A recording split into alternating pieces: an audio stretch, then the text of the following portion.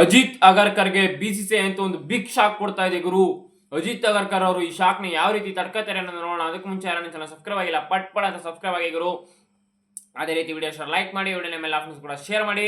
ಬನ್ನಿ ಗುರು, ಅಜಿತ್ ಅಗರ್ಕರ್ ಅವ್ರಿಗೆ ಬಿಸಿಸಿಐ ಯಾವ ರೀತಿ ಶಾಕ್ ಕೊಡ್ತಾ ಇದೆ ಮತ್ತು ಆ ಶಾಕ್ ಕೊಡಕ್ಕೆ ಏನ್ ರೀಸನ್ ಅನ್ನೋದನ್ನ ಪೂರ್ತಿ ತಿಳ್ಕೊಳ್ಳೋಣ.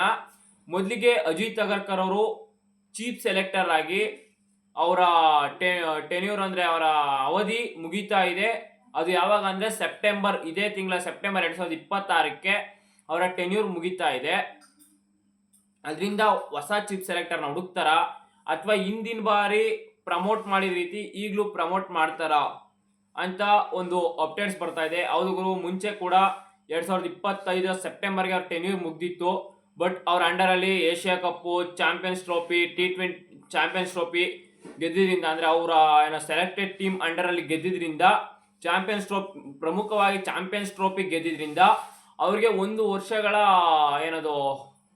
ಏನಂತಾರೆ ಪ್ರಮೋಟ್ ಮಾಡಿತ್ತು. 1 ವರ್ಷ ಅವ್ರನ್ನ, ಇನ್ನೊಂದು ವರ್ಷ ನೀವೇ ಚೀಫ್ ಸೆಲೆಕ್ಟ್ ಆಗಿರಿ ಅನ್ನೋ ರೀತಿ. ಮತ್ತೆ ಅವರ ಸೆಲೆಕ್ಟಿಂಗ್ ಪೀರಿಯಡ್ ಅಲ್ಲಿ ನಾವು ಇದೇ ಮಾರ್ಚ್ ಫೆಬ್ರವರಿ ಆ ಟೈಮಲ್ಲಿ ನಡೆದಂತಹ T20 ವರ್ಲ್ಡ್ ಕಪ್ ಕೂಡ ಗೆಲ್ತೀವಿ.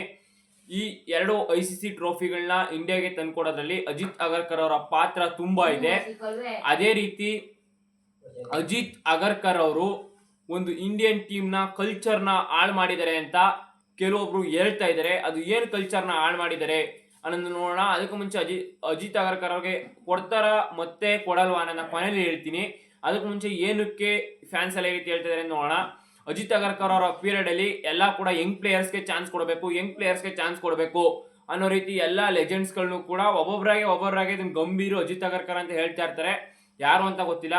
ಫಾರ್ ಎಕ್ಸಾಂಪಲ್ ಭುವಿ ರಿಟೈರ್ಡ್ ಕೊಟ್ಟಿಲ್ಲ, ಒಳ್ಳೆ ಬೌಲಿಂಗ್ ಸ್ಪೆಲ್ ನ ಮಾಡ್ತಾ ಇದ್ದಾರೆ, ಸೆಲೆಕ್ಟ್ ಮಾಡಿಲ್ಲ.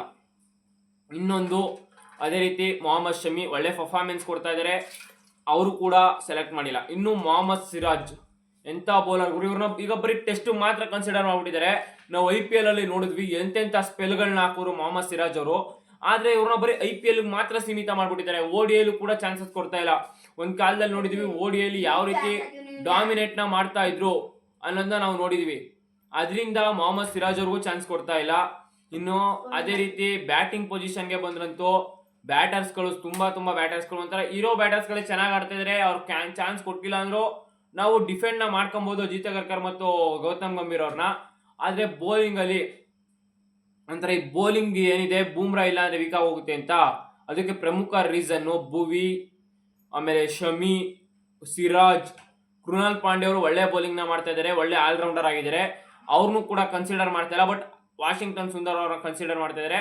ಅವ್ರು ಟೆಸ್ಟ್ ಅಲ್ಲಿ ಚೆನ್ನಾಗಿ ಆಡಿದರೆ, ಟೆಸ್ಟ್ ಇಟ್ಕೊಂಡ್ರೆ ಓಕೆ. ಬಟ್ T20 ODI ಏನು ಕನ್ಸಿಡರ್ ಮಾಡ್ತಾ ಇದಾರೆ ಅಂತ ಯಾರಿಗೂ ಕೂಡ ಗೊತ್ತಿಲ್ಲ. ಇವೆಲ್ಲ ಒಂಥರ ಗೊಂದಲಗಳಿವೆ. ಎಲ್ಲ ಕೂಡ ಯಂಗ್ಸ್ಟರ್ಸೇ ಬೇಕು ಅನ್ನೋ ರೀತಿ. ಸೂರ್ಯಕುಮಾರ್ ಯಾದವ್ ಅವ್ರನ್ನ ಕ್ಯಾಪ್ಟನ್ಸಿಯಿಂದ ಇಳಿಸೋದಿರ್ಲಿ, ಟೀಮ್ ಇಂದ ಕಿಕ್ಔಟ್ ಮಾಡೋದಾಗಿರ್ಬೋದು. ರೋಹಿತ್ ಶರ್ಮಾ ಅವ್ರನ್ನ 2027 ವರ್ಲ್ಡ್ ಕಪ್ ವರ್ಗೂ ಕ್ಯಾಪ್ಟನ್ಸಿ ಬೇಕು ಅಂತ ಇದ್ರು ರೋಹಿತ್ ಶರ್ಮಾ ಅವರು. ಅವರ ಕ್ಯಾಪ್ಟನ್ಸಿ ಕೂಡ ಕಿತ್ಕೊಂಡಿದ್ದಾಗಿರ್ಬೋದು. ಅದೇ ರೀತಿ ಅವ್ರನ್ನ ಪ್ಲೇಯರ್ ಆಗು ಕೂಡ ಆಡಿಸ್ಬೇಕು ಅನ್ನೋ ಗೊಂದಲಗಳು ಬರ್ತಾ ಇವೆ. ಇದರಿಂದ ಫ್ಯಾನ್ಸ್ ಗಳೆಲ್ಲ ಹೇಳ್ತಿದ್ದಾರೆ ಇದೇ ಸೆಪ್ಟೆಂಬರ್ಗೆ ಅವ್ರು ಮುಗ್ದೋಲಿ ಅವ್ರ ಟೆನ್ಯೂರು. ಅವ್ರು ಮುಗ್ದೋದ್ಮೇಲೆ ಅವ್ರು ಬೇಡ ಚೀಫ್ ಸೆಲೆಕ್ಟರ್ ಆಗಿ ಹೊಸದಾಗಿ ನಮಗೆ ಬೇಕಾಗಿರುವಂತಹ ಚೀಫ್ ಸೆಲೆಕ್ಟರ್ ಗಳಿದ್ದಾರೆ. ರವಿ ಶಾಸ್ತ್ರಿ ಆಗಿರ್ಬೋದು, ಜಹೀರ್ ಖಾನ್ ಆಗಿರ್ಬೋದು, ಇವ್ರು ಯಾರು ಒಬ್ರು ಬರ್ಲಿ ನಮ್ಮ ಇಂಡಿಯನ್ ಚೀಫ್ ಸೆಲೆಕ್ಟರ್ ಆಗಿ. ಆಗ ನಮ್ಮ ಇಂಡಿಯನ್ ಟೀಮ್ ಒಳ್ಳೆ ಚೆನ್ನಾಗಿ ಬಿಲ್ಡ್ ಆಗುತ್ತೆ ಅಂತ ಹೇಳ್ತಾ ಇದ್ದಾರೆ. ಇನ್ನು ಕೆಲವೊಬ್ರು ಹೇಳ್ತಾ ಇದ್ದಾರೆ champions trophy, Asia cup, T20 world cup ಗೆಲ್ಸ್ಕೊಟ್ಟಿದ್ದಾರೆ, 1 ವರ್ಷ ಯಾಕೆ ಪ್ರಮೋಟ್ ಮಾಡೋದು, ಇನ್ನೊಂದು ವರ್ಷ ಪ್ರಮೋಟ್ ಮಾಡಿ ಅಂತ ಹೇಳ್ತಾ ಇದ್ದಾರೆ. ಇದಕ್ಕೆ ನೀವೇನಂತೀರಾ? ಅವ್ರು ಇನ್ನೂ 1 ವರ್ಷ ಪ್ರಮೋಟ್ ಆಗ್ಬೇಕಾ ಅಥವಾ ಹೊಸದಾಗಿ ಯಾರು ಚೀಫ್ ಸೆಲೆಕ್ಟರ್ ಬರಬೇಕು ಅಂದ್ರೆ ಅವ್ರ ಹೆಸರೇನು ಅನ್ನೋದನ್ನ ಕಮೆಂಟ್ ಮಾಡಿ. ಅದೇ ರೀತಿ ಚಾನಲ್ ಸಬ್ಸ್ಕ್ರೈಬ್ ಮಾಡೋದು ಮರಿಬೇಡಿ. Thank you guys.